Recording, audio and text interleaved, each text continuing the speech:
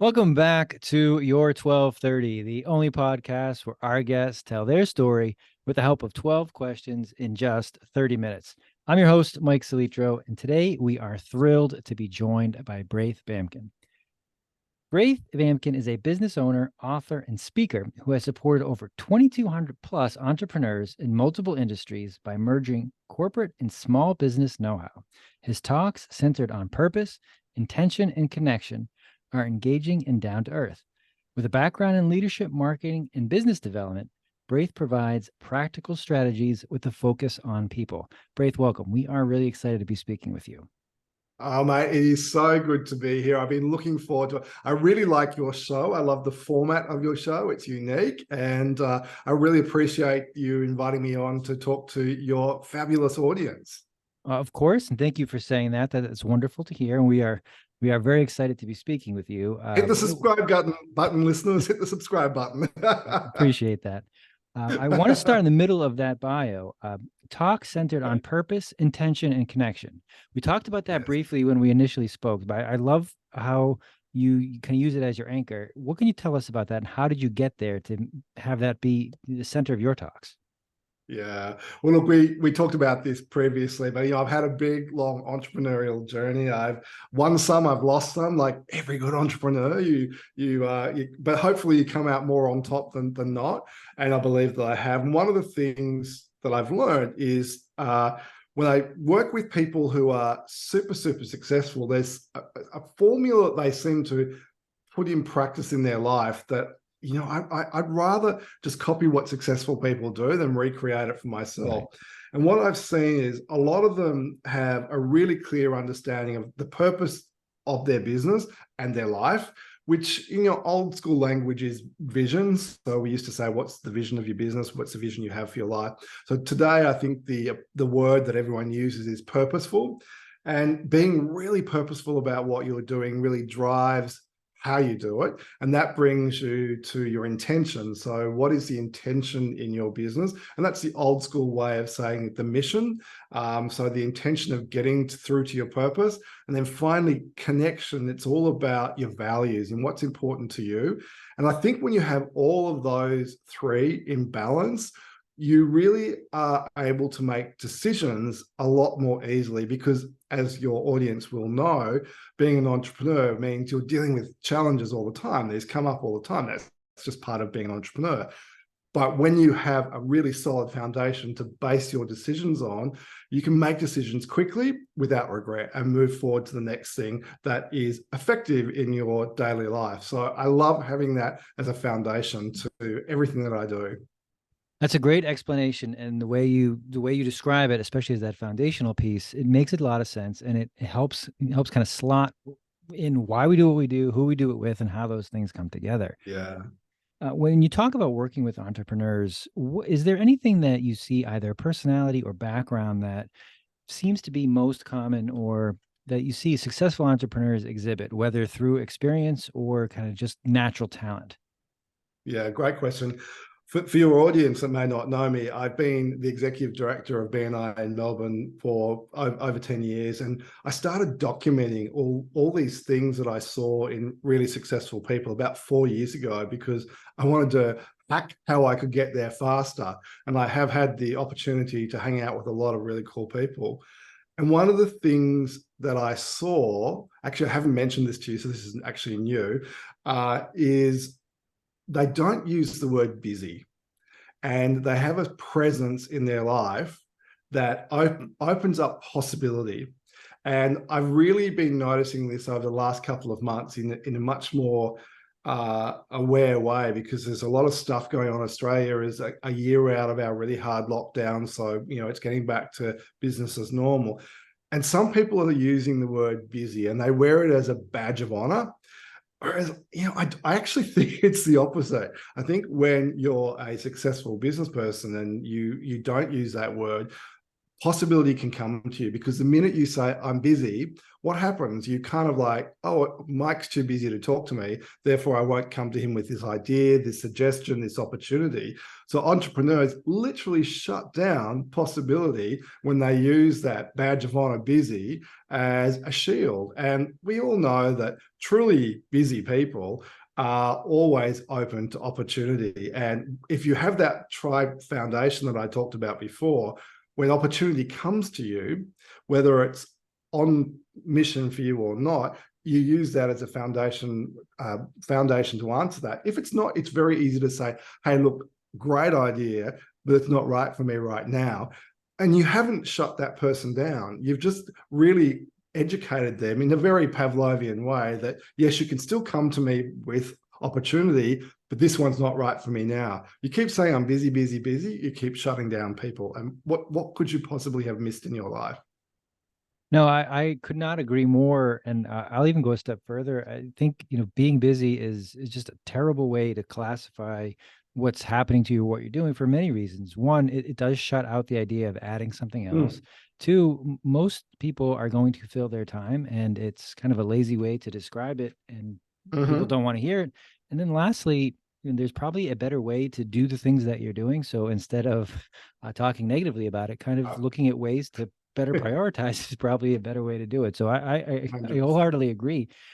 You mentioned there about, though, opportunities coming in front of us, and that is one thing, busy or not, that we all see. We have to kind of choose which ones to follow. Is there a way you found, either in your career or working with the entrepreneurs that you have, to evaluate opportunities to determine which ones make sense to follow and which ones, yes, make sense to follow, even if they don't work out? How to kind of balance those risks when they do come Mm-hmm. across your desk? Well, you don't get, first of all, you don't get everyone right. So sometimes you say yes to opportunities and they're just not right.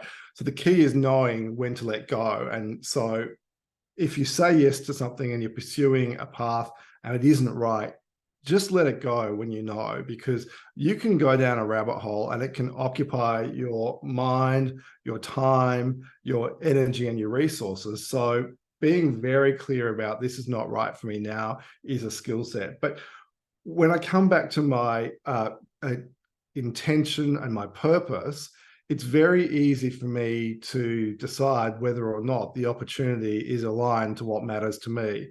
And if I feel that it's aligned to where I want to go, I will say yes to most things, and I'll find a way to make it work for me. And I think that when you see entrepreneurs who are really successful following that strategy, stuff comes up for them all the time. Opportunity comes up for them all the time. And like attracts like. So you start saying yes to aligned opportunities, more of those start coming to you. But if you're busy, in inverted commas, and you say no to everything, it's the same thing. Stuff is not going to come back to you.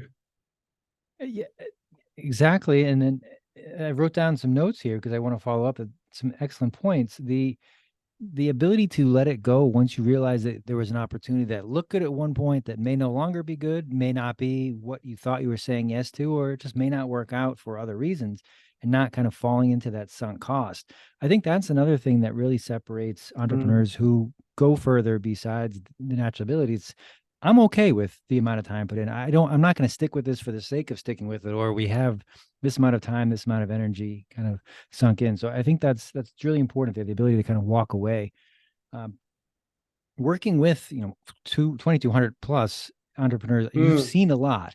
Is there a story that comes to mind when you think of, I have not seen this before, but I'm glad that I took this project on, or I did not think this was going to work out and it worked out really well, or something along those lines? For me or for somebody else? You can choose. Well, I'll tell you about somebody that I know really well, and she's somebody that joined BNI when she was quite new in her business. And I saw her over the years. Let's call her Carol. It's not her name. So I saw Carol grow over time and become a really confident, successful woman. And out of that, what happened was the people saw that she was a contributor and she was a person that you could rely on, and she was there when you needed her. So as people started offering her opportunities, and I saw her business grow really rapidly to the point now where she runs her original business fully under management, and she currently only operates a very small amount of time in that business. And now she's actually flying around the world. She's just come back from Paris from a keynote presentation where she was invited to come along and present. And people are flying her all around the world. Now, I do keynote speaking, and I can tell you, people have never invited me to fly across the world business class to present at their conferences yet. I'm not saying it will never happen, but yet. But I saw Carol. She's just such a contributor. She's always happy and she's always open to opportunity. And stuff came to her that really has changed her life. And we were just talking last week. I caught up with her last week and she was just saying, Braith, it's amazing how my life and my business has changed over the years. That's a very good story to illustrate a lot of what we've been talking about. Quickly changing gears here. You mentioned keynote speaking. Do you still, walking up those stairs, do you still feel any trepidation, any nervousness? What's it like now walking up first when you first did that? Everybody asks that question. And I think, well, the answer is yes, because I think the minute you stop feeling a little bit of angst about what you're doing, then I think you're too cocky, because really keynote presenting is sharing stories on a stage, and you want to do a really great job. So there's always a level of angst. And one of my mentors in the keynote speaking world told me that she today, and she's been doing it for 30 plus years, still gets nervous before. And it's really because you want to do the best you possibly can for your client. Like when I came onto your show today, I wanted to really understand what your audience were wanting, because I really want to make sure that I can deliver for your audience, because as a servant leader, that's kind of how you roll. That's a good answer. And I think you're right that if you genuinely care about who you're speaking to, what your topic is going to be, so it's valuable to them, or that it's something that they can walk away with some actionable steps, you're going to have that feeling like, I want to do a good job for this group, and it's going to have that little bit of uncertainty. So well said. You mentioned Mm-hmm. BNI in Melbourne, and Mm-hmm. um, networking is something obviously that's been central to business for a long time. But as we Yeah. have seen the proliferation of the ability to get virtual, we are in two different continents right now. We are in different days. Uh, we are bombarded with the opportunity to network. What are some do's, some don'ts, and perhaps some horror stories that you've seen over the last 10 years of running a group of that size?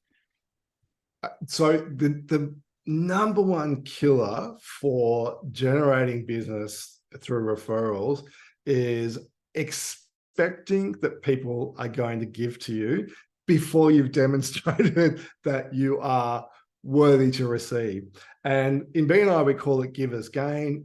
Other people would call it law of reciprocity. There's a lot of ways of talking about it, but unless you're willing to show up for other people and you genuinely want to help other people, people smell a rat and they don't want to help you. And so often I see people who don't do well as members in BNI, and they ring me and they have a complaining session when they leave. And I step back and I say, well, let's deconstruct what went down during your time there. And you can see consistently, they don't do the basics. They don't invest in getting to know their fellow members.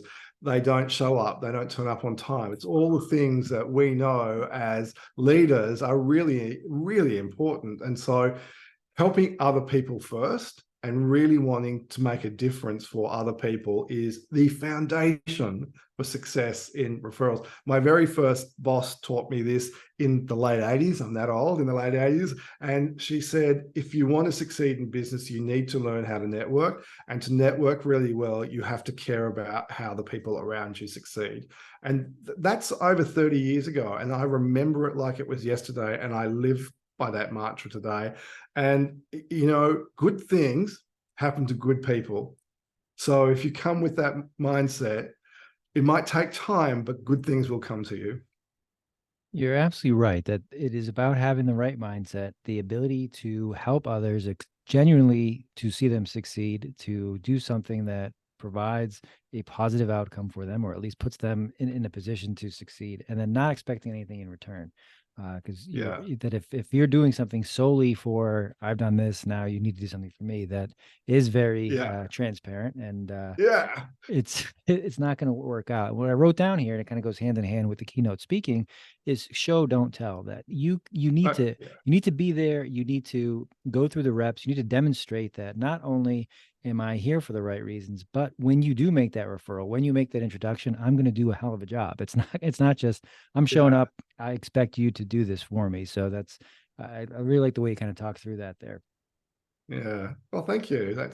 And the best referral I ever received, somebody gave it to me 18 months after they'd met me in BNI. We'd been there for a long time. And he went out of his way and took me to lunch with the person he wanted to refer to. He sat through a 90-minute lunch, and he's a lawyer, and that was on the clock.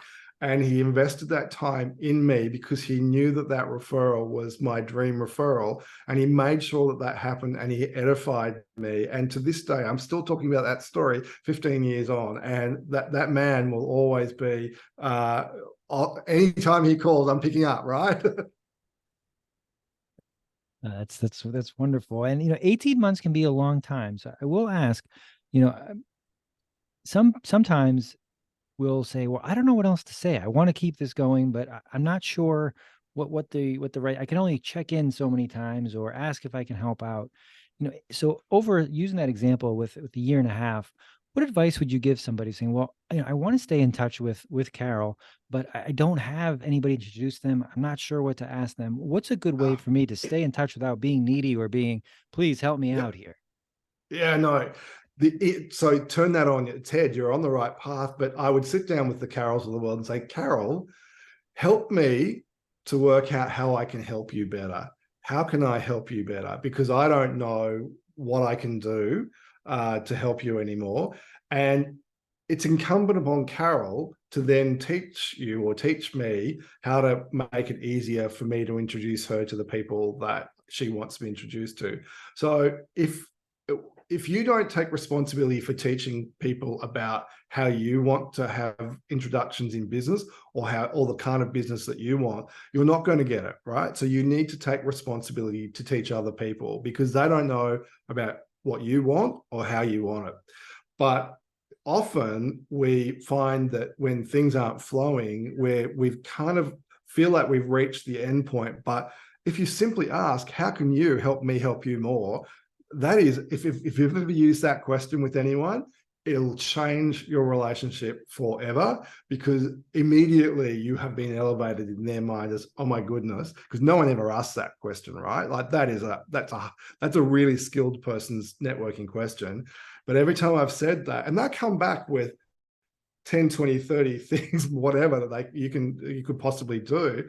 And at the end of that, you go, wow, that's really great. And I'd love to show you the same thing for me. So then you get that reciprocity as well.